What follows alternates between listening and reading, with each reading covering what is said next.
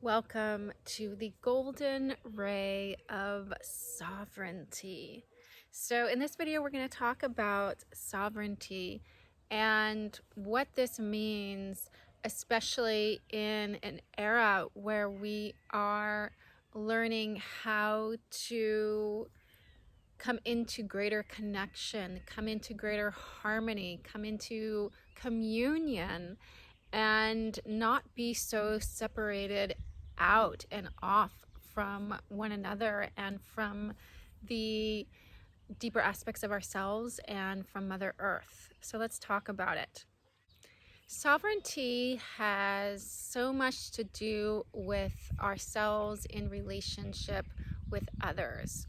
So I was thinking about the process that we all go through when we come into a new relationship. So imagine this is a romantic relationship, right? First you meet this person and you can't get enough of that person. I mean, you are like this, every experience is ecstatic. You feel like this is your other half and everything just, it's like the two of you become one, right?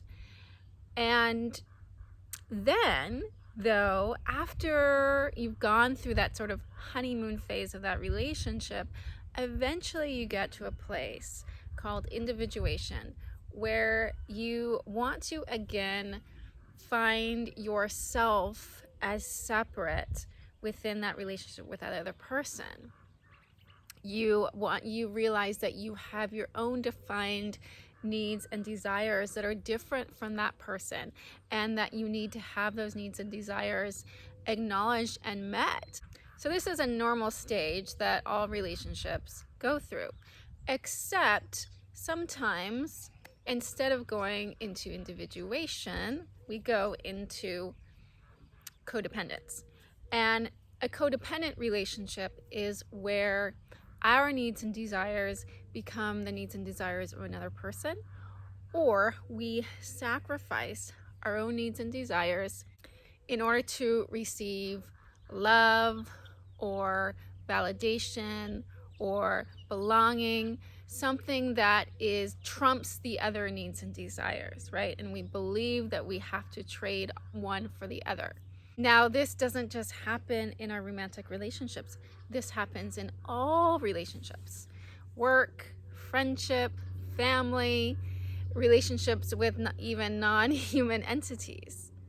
And for most of us, we are holding some patterns based on earlier relationships that were in some way wounding to us, where we trade in some of ourself in exchange for love or acceptance or belonging.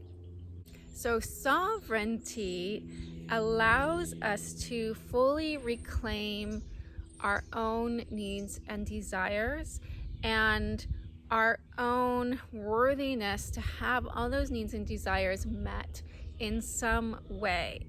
It helps us come into the full embodiment that we are deserving of love and of everything that we need and desire in our lives. However, those needs and desires are not necessarily met by just one person. Usually, almost always, I would say always, they aren't met by one person. And so we come then to the divine archetypes of the sovereignty ray, the golden ray of sovereignty, which are the sovereign or the queen, which is the divine feminine archetype, and the lover, which is the divine masculine archetype. So the sovereign is that divine feminine aspect of us on her throne, right? That part of us through our intuition that knows exactly what we need and what we desire and attracts it, draws it to us through the ownership of our needs and desires. So that's basically what we already talked about. Now, the lover, the divine masculine counterpart to the queen or sovereign, is a part of us that worships our divine feminine nature and that is so excited and frames his whole existence towards meeting those desires within us. Now remember, both of these parts of us are integrated as us, right? So we all have a divine feminine queen or sovereign, a more gender neutral term, and we all have an inner lover.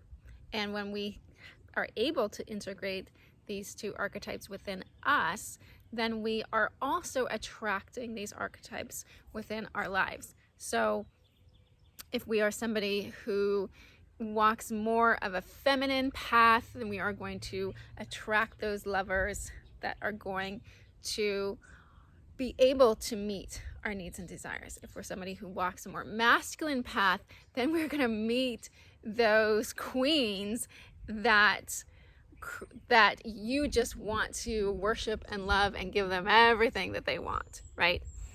And for others of us, we walk a totally balanced path. So all of these ways are perfect, and we all find the balance that is really natural and innate within us. You might be wondering, why isn't there a king? And that is a very good question. And there is no king because the king is dead. The king is dead. Our queens do not need a king to lead them, to rule over them. They need that lover, that part of us that fully trusts our own divine feminine ability to lead us now, to trust that divine feminine wisdom center within our intuition to point the way. So this is not about gender. This is about energy. And it is about, if you identify as a man, it is about finding your own divine feminine seat of power as the sovereign within you. And if you identify as a woman, it is about attracting that lovership energy that is going to trust you and that is going to support your own full self-empowerment. One of the most important factors in this golden ray of sovereignty is remembering that we have free will. The free will is our birthright. And letting any shadows become present where we have given away our free will in exchange for love or belonging or acceptance. And reclaiming that free will and thus learning to once again lead our own lives. The golden ray of sovereignty is really about learning to trust ourselves and our abilities to lead ourselves. It's learning how to trust our desires and our needs and our wants, that they are in our highest good. And healing ourselves and for those that came before us for all the ways that we were taught and told not to trust ourselves, that we were not trustworthy with our desires, that we were irrational. You know, one of the primary models we have for this in history is Mary Magdalene. And I talk about her in the podcast episode of this moon because she was a queen. She was a sovereign woman unto herself, and she held so much wisdom that she shared with the world within Jesus's ministry. And they took that away by labeling her as a whore.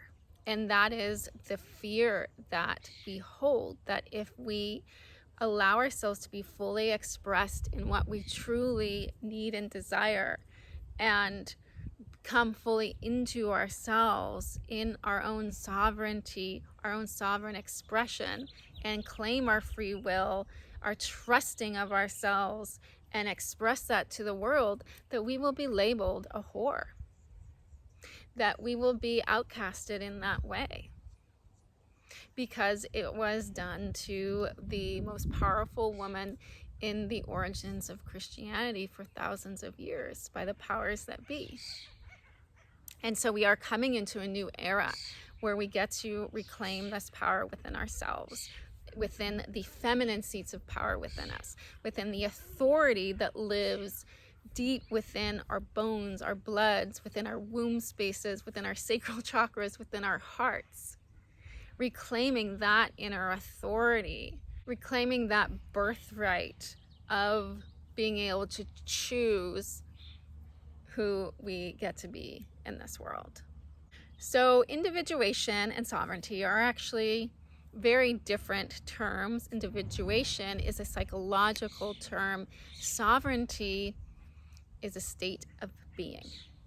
So coming back to this issue of sovereignty in the age of communion and connection, when we fully embody the sovereign ray with the queen sovereign on the feminine side and the lover on the masculine side, we learn how to be truly met by others. We learn how to fully be seen by others, and thus we are far less lonely, and we experience deeper communion than we would if we remain in codependent relationships where we are sacrificing part of ourselves in order to be accepted or loved.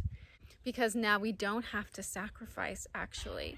And what happens is we come into more of a state of conjunction where we are in a beautiful dance with the other. We are able to fully have that ecstatic experience of being in relation with another, to feel the tension between ourselves and others. It's really interesting how when we are in a state of codependence, where we lose awareness of what our own needs and desires are, without realizing it, we become very, very lonely because we are losing ourselves. And true belonging always begins within. And once we belong to ourselves, we can take that risk of belonging to others and allowing ourselves to fully show up in those relationships as ourselves. And I know I'm repeating now from Brene Brown, but it deserves repeating in this moment. So may this all be seeds of thought and inspiration for you as we embody these beautiful archetypes of the Queen, Sovereign, and the Lover.